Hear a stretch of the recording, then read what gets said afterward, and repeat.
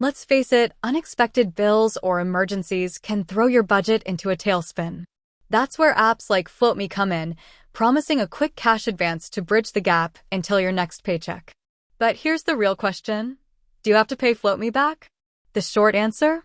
Yes, absolutely. Floatme isn't a free money machine. It's a financial tool meant to be used responsibly and repaid promptly. Let's dive deeper into how floatme works and what happens if you don't pay them back. Floatme 101. How it works. Imagine you need $50 to hold you over until payday. With floatme, you can request a float for that amount. They'll typically approve you within minutes and deposit the money directly into your bank account. Here's the catch. You'll need to choose a repayment date, which usually falls on or around your next payday. Floatme offers two main benefits. No interest. Unlike traditional payday loans, floatme doesn't charge interest on the advanced amount. Avoiding overdraft fees. By getting a float instead of relying on an overdraft, you can potentially save yourself hefty fees from your bank. Sounds pretty sweet, right?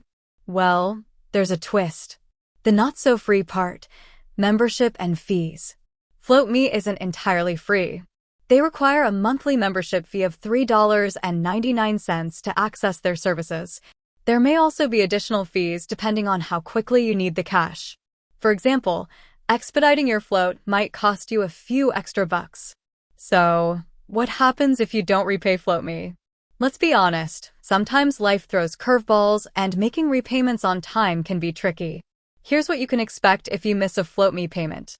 No late fees, but there's a catch. Unlike traditional loans, floatme doesn't typically charge late fees. However, they will attempt to withdraw the repayment amount from your linked bank account on the scheduled date.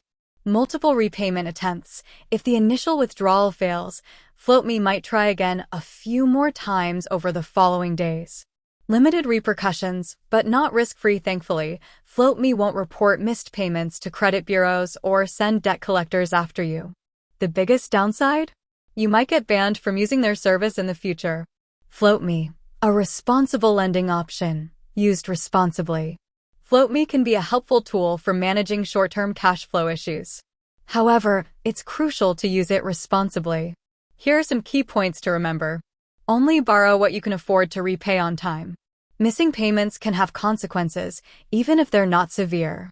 Be mindful of the monthly membership fee. Factor this into your decision when considering a float. Explore free budgeting tools and resources. There are plenty of free apps and online resources that can help you manage your finances and avoid relying on cash advances. Floatme isn't a magic solution to financial woes. It's a temporary fix that should be used sparingly. There are better long-term strategies for achieving financial stability, like creating a budget, tracking your spending, and exploring ways to increase your income. Remember, financial wellness is a journey, not a destination. If you're struggling to make ends meet, there are resources available to help. Consider reaching out to a credit counselor or financial advisor for personalized guidance. With that said, thanks for watching and until next time.